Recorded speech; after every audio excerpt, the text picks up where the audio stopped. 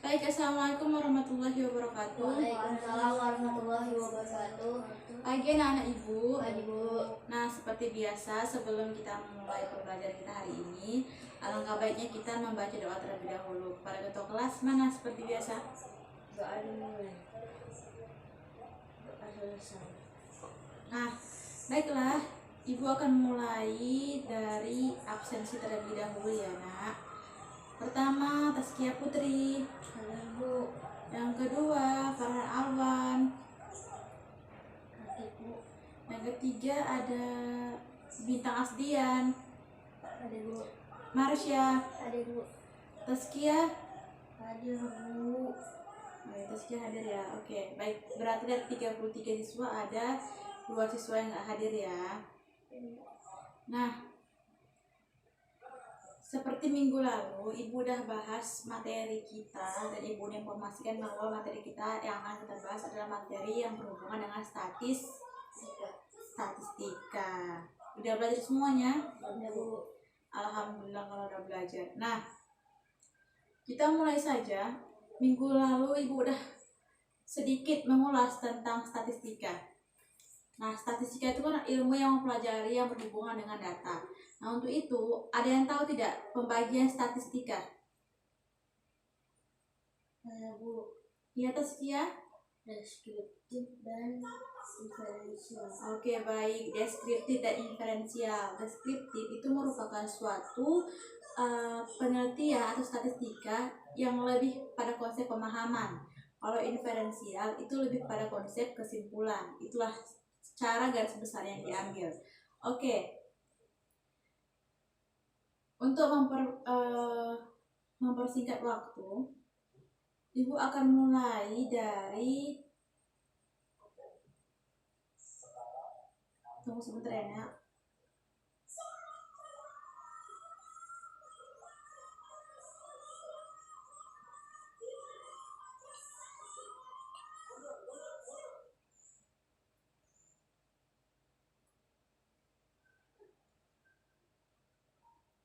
Nah, tujuan dari pembelajaran kita ini hari ini adalah yang pertama, Ananda udah paham materi yang berhubungan dengan statistika, statis, kemudian ada data, ada sampel, populasi, jenis datanya, dan terakhir itu adalah pembuatan tabel distributif. Oke, Nak? Nah, sebelum kita masuk lebih lanjut, Ibu akan bagi kalian menjadi 2 kelompok. Taskia kelompok 1, Marsha kelompok 2, Farhan kelompok 1, Putri kelompok 2, Bintang kelompok 1, Laila kelompok 2, oke? Dan 5 menit untuk bergabung dengan kelompok masing-masing. Udah bergabung semua ya, Nak? Nah, buka buku halaman 57. Nah, dalam analisis ini, coba analis halaman 57, dibaca terlebih dahulu. Udah dibaca, Nak?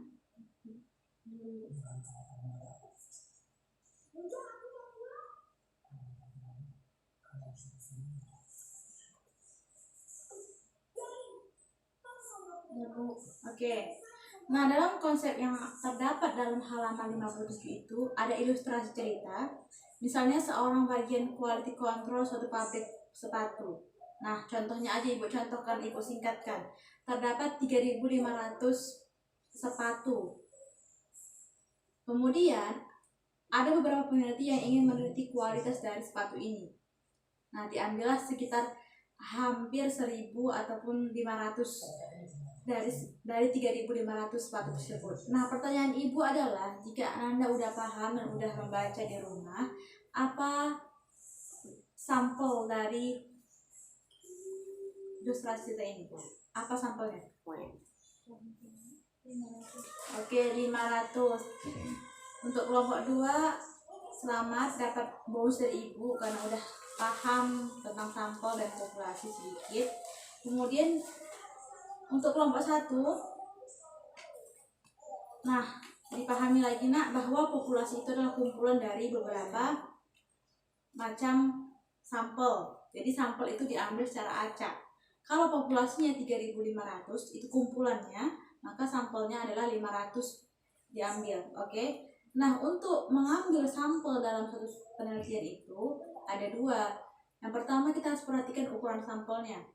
Ukuran sampel itu tidak boleh lebih besar dan lebih. Kenapa? Kalau ada yang tahu nggak pendapatnya? Kenapa? Kelompok 1 atau kelompok 2?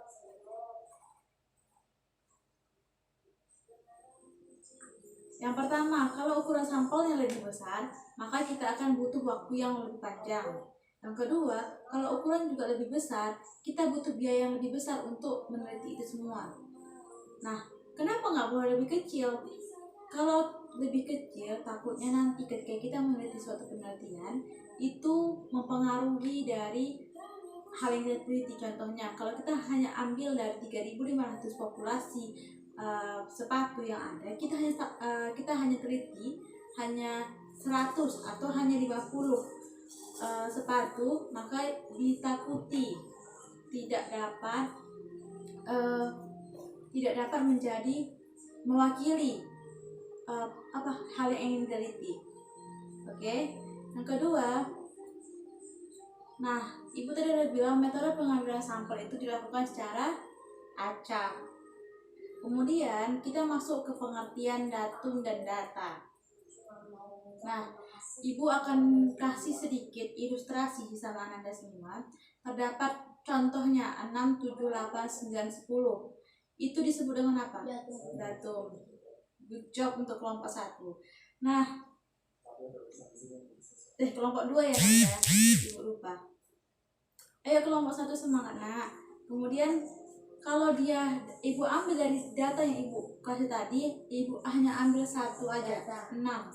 Oke, data. Kemudian jenis-jenis data. Nah, jenis-jenis data ini ada dua secara garis besar, ada kuantitatif, ada kualitatif. Kemudian nanti ada terbagi lagi data nominal, ordinal, dan lain sebagainya. Ananda bisa baca di buku, itu udah tertera, dan Ibu harap juga Ananda udah memahaminya di rumah. Nanti jika ada yang mau ditanyakan, Ananda bisa menanyakan kepada Ibu. Nah, selanjutnya kita hanya masuk kepada penyajian data tabel distributif frekuensi. Nah, untuk itu Ibu kasih waktu Ananda semua untuk membaca, memahami konsep dari penyajian data tabel distributif frekuensi. 15 menit cukup, nak? Oke.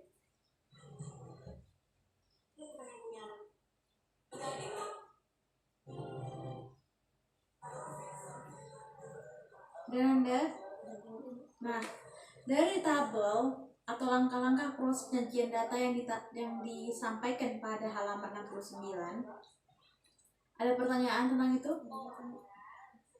Kelompok 2?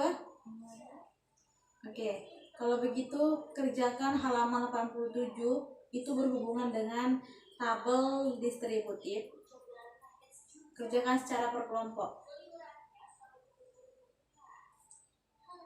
20 menit cukup waktunya Nanda? Oke.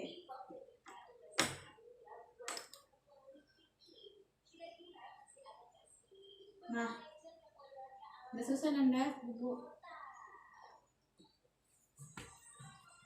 Kelompok 2? Oke. Nah, pada halaman 60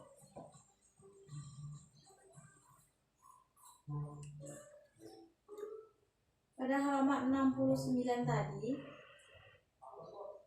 coba presentasikan siapa kelompok yang presentasi terdahulu, atau bersama-sama aja ya.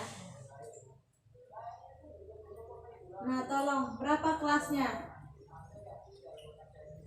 Kelompok dimulai dari kelompok 1, nanti gantian sama kelompok 2. Kelasnya 52 sampai 58. Frekuensi 2, batas bawah 52, batas atas 58, tepi atas kelas 51,5, tepi bawah kelas 58,8. Sama dengan hasil kelompok 2? Lalu Lanjutkan kelompok 2 kelasnya. kelasnya 59 sampai 65, frekuensinya 17, batas bawahnya 59, batas atas 65, 58,5, terus bawah kelas 65,5. Oke Nanda. Nah untuk seterusnya semuanya nanti dikumpul bagian diskusi tadi. Ibu cuma tanya berapa jumlahnya? 80. Oke, berarti sama. Nanti dikumpul. Nah, dari pembelajaran kita hari ini apakah ada yang kurang dipahami?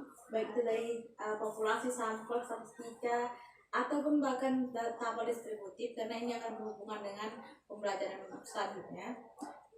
Ada yang mau ditanyakan tentang itu? Nah, kalau udah nggak ada ditanyakan lagi, Ibu tutup saja pertemuan hari ini. Oh iya, jangan lupa kerjakan halaman. Oh, minggu depan kita nggak ada PR untuk minggu depan, nggak ada tugas sama sekali.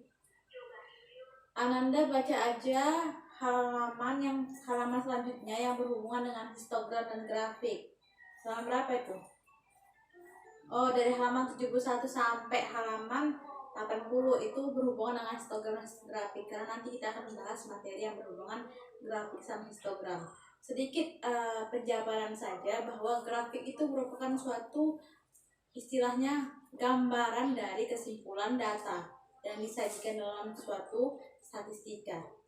Nah, untuk itu kalian baca, kalian pelajari, nanti Ibu kasih link YouTube yang berhubungan dengan materi histogram dan grafik. Nah, untuk itu wabillahi taufiq wal hidayah. Wassalamualaikum warahmatullahi wabarakatuh. Waalaikumsalam warahmatullahi wabarakatuh.